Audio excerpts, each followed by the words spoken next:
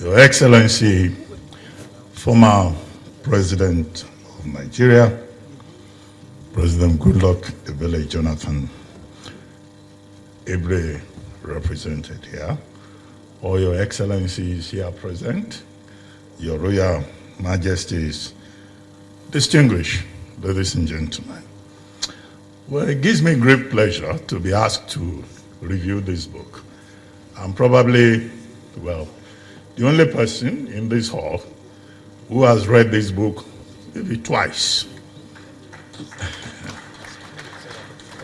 So I consider myself privileged indeed to have then been asked to come and do this review. Copies are on sale, so if you disagree with me, just buy your own copy. Okay, here we go. OPI 245 is probably the most well-known oil block to be awarded by the Nigerian government, more for the legal disputes and international arbitrations with regard to its acquisition and ownership involving the federal government of Nigeria, Shell and Malabu Oil, as well as a large cast of actors across courts in Nigeria, the United States, the United Kingdom, and Italy. Whereas OPL 245, a versatile deep-water offshore asset of the Niger Delta, was one of other similar licenses awarded to encourage indigenous participation in Nigeria's oil and gas sector. It is caught in a complex web of scandals, allegations of corruption, bribery, and so much melodrama in and out of the courtrooms. In an earlier book titled Burden of Service, Mohammed Bello Adoke, SAN, had written, among other things, on this controversial oil prospecting license, or what is also known as Malabu Gate. In the present book, a sequel to his first book, he focuses on the OPL 245 in an extensive and comprehensive account of the allegations about his role, the burden that he has had to endure in terms of what he calls clinical persecution, or the lies and more lies, I'm quoting him, that were told against him and his eventual vindication. Adoke's OPL 245 is, by his own admission, therapeutic, a book that needed to be written to set the record straight for posterity and to clear his name through a documentation of facts and circumstances. Adoke was Nigeria's Attorney General and Minister of Justice, April 2010 to June 2015. At the time, the OPL 245 saga began in 2003. He was not yet in government, nor was he either when the block was revoked by the Obasanjo government on July 2nd, 2001, or when a settlement agreement was signed in 2006. Then when he was appointed Attorney General and Minister of Justice in 2010, OPL 245 became one of the matters he inherited as Attorney General. It was during this period that the Jonathan administration confirmed the award of OPL 245 to Malabu. This author is very clear in stating that the politicization of OPL 245 was caused by former President Olusegun Obasanjo, and I quote, who woke up one morning and set OPL 245 on fire. He revoked the block without giving any reasons, now resulting in a series of litigations involving the NNPC, Malabu, and Shell, which stalled the development of the asset. One of Adoke's first assignments as Attorney General of the Federation and Minister of Justice was to help unpack the logjam, and he had advised that the 2006 settlement agreement was binding on the federal government of Nigeria. In the resolution agreement that was arrived at in April 2011, Shell and Nigeria Ajip Exploration Limited will pay $1.3 billion into an escrow account with JP Morgan in London, while Malibu will receive $1.09 billion as compensation as full and final settlement. As the chief law officer of the Federation, Adoke was convinced that he had given the government proper advice in the circumstances. This book is about the twists and turns that he will have to deal with later. The exact nature of the burden of service that he has spoken about is laid bare in this book. On May 29, 2015, after the Jonathan administration had left office and the Muhammadu Buhari administration had been sworn in, Adoke said he received messages from those in the know that he was going to be hounded by the new government. He was in fact advised to leave town. He heeded the advice, but more specifically to proceed for further studies at the University of Leiden in the Netherlands. His travails soon began. He was accused of taking a bribe of 300 million naira, $2.2 million at the time, from the OPL 245 agreement, or another 801 million, then cases of money laundering and abuse of office. Adoke insists on his innocence. Nonetheless, he remained in exile from May 29, 2015 to December 19, 2019. In between, the Economic and Financial Crimes Commission filed cases against him in court. His name was mentioned in legal disputes in Italy, the US, and the UK. His apartment was raided in the Netherlands. His houses were searched in Nigeria. A warrant of arrest was issued against him internationally, leading to his arrest and detention for 35 days by Interpol in Dubai, UAE. And upon his return to Nigeria, he spent another 55 days in EFCC detention. He was even interrogated over the PNID matter, and it was not until April 2024 that he was fully cleared of all allegations of wrongdoing in Nigerian courts, resulting in his vindication. Thus, he has had to suffer for about 8 years with threats to his life and well-being. As he puts it, now I quote him, he says, when President Muhammadu Buhari came to power in 2015, he chose to come after me. Agreed that he misruled Nigeria for 8 years, but he at least got distinction in one thing, destroying my name.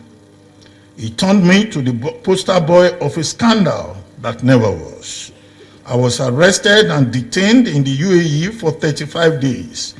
I was arrested and detained for another 55 days in Nigeria by the EFCC. Anywhere my name is mentioned today, it is Malibu and OPL 245 that usually come to mind, thanks to Buhari, who harbored a collection of bitter feelings against me for reasons best known to him. End of quote. In this book, Adoke fights back, relying on his vindication at every turn by the courts. The book is divided into 5 parts and 26 chapters. It's a cold-blooded, no-holds-barred response to everyone whom he considers as having played an unkind role in the course of his travails. This may well end up as a very controversial book, as the affected persons and institutions may seek to write their own stories, for it should not be assumed that everyone in this cast of heroes and villains will simply read the book and accept guilt. A few examples may perhaps convey an impression of this book's flavor. In chapter 5, Adoke says, former President Olusegun Obasanjo is clever by half. I'm quoting him, I'm not the one saying so.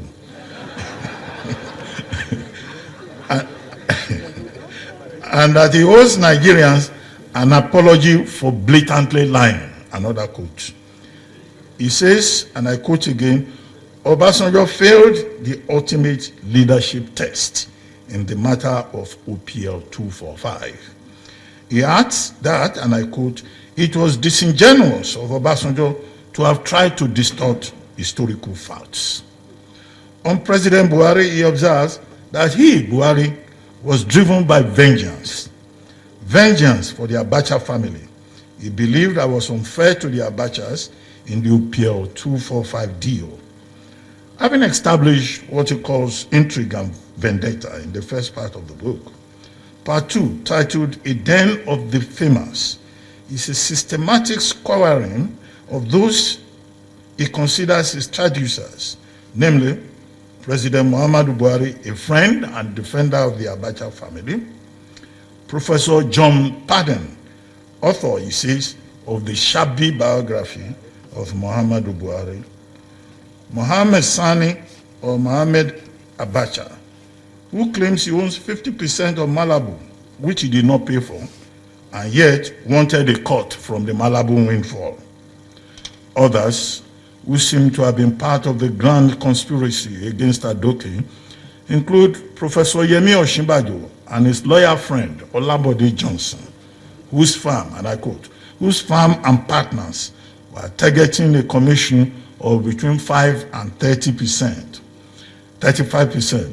Mr. Abubakar Malami, Adoke's successor as AGF, UK-based Global Witness, an Italian prosecutor called Fabio Do Pasquale, Header Resource Center, a Nigerian NGO working with Global Witness, Mr. Rislanuddin Mohammed, who lied, Sahara Reporter, which Adoke calls an anything goes website, and Premium Times newspaper, all involved in character assassination and the mudslinging agenda.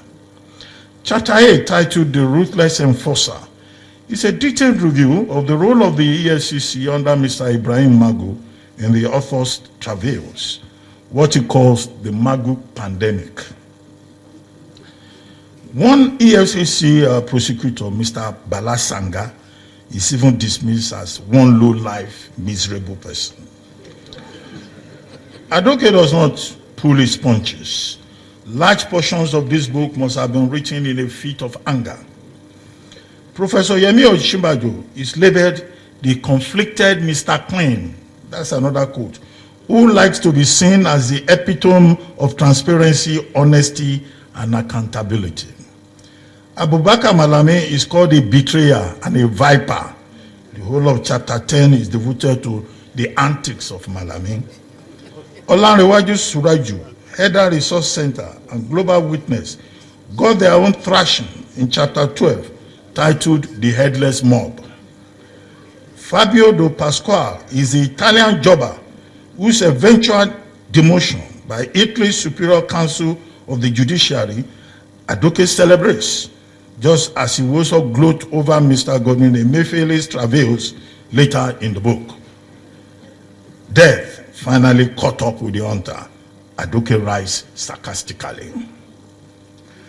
Part 3 is titled Harassed and Embarrassed, 5 chapters in which the reader is taken through the author's detention in Dubai for 35 days from 12th November 2019 till 19 December 2019, when he decided of his own volition to return to Nigeria only to be detained for another 55 days in EFCC custody. Part 4, Trials and Triumphs, is a detailed report of the various cases related to OPL 245 in the United States, Italy, the UK, and the pronouncements by the courts in Nigeria. Lawyers, students of case law, prosecutors, and the general reader will find a lot that is instructive in this part of the book. The reporting is robust, the documentation is extensive and illuminating about how the path to justice may be taught to us.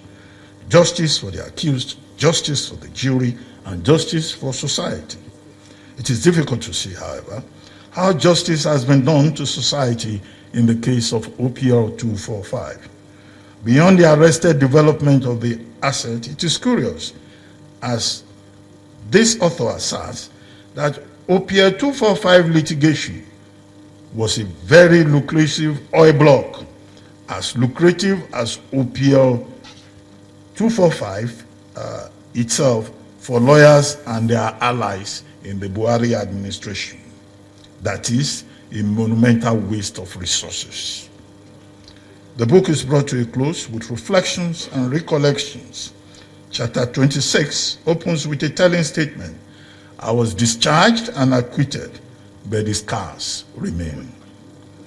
And this is perhaps understandable given the picture of man's wickedness to man that Adoke paints, to rise to an extreme position of being the chief law officer of the Federation, only to be humiliated by, I quote again, a desperate, vicious, and ruthless government.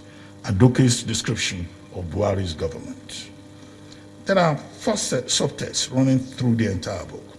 The first is how the institutions of state, such as the EFCC and the judiciary, can be used to pursue unmitigated acts of persecution. The second is the fickleness of the human mind and this deep-seated hatred that some nurse in their minds. The third subtext is the use and abuse of the media.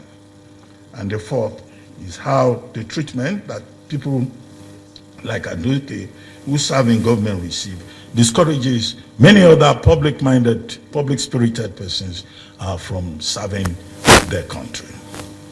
Over 12 years of litigation upon litigation over OPL 245 further raises questions about the quality of leadership in Nigeria. And so Adoke asks, who truly shall change Nigeria between Adoke and Buhari? Readers of this book may well find answers within its pages. The book is dedicated to all who stood by me when I was going through the darkest era of my life. My vindication is a victory for those who gave me a benefit of the doubt. This will include Ibrahim Lamode, chairman of the EFCC, who was relieved of his position a day after he insisted that Adoke was innocent. President Jonathan, whom Adoke describes as a super respecter of the law. Late Malam Abba Kyari,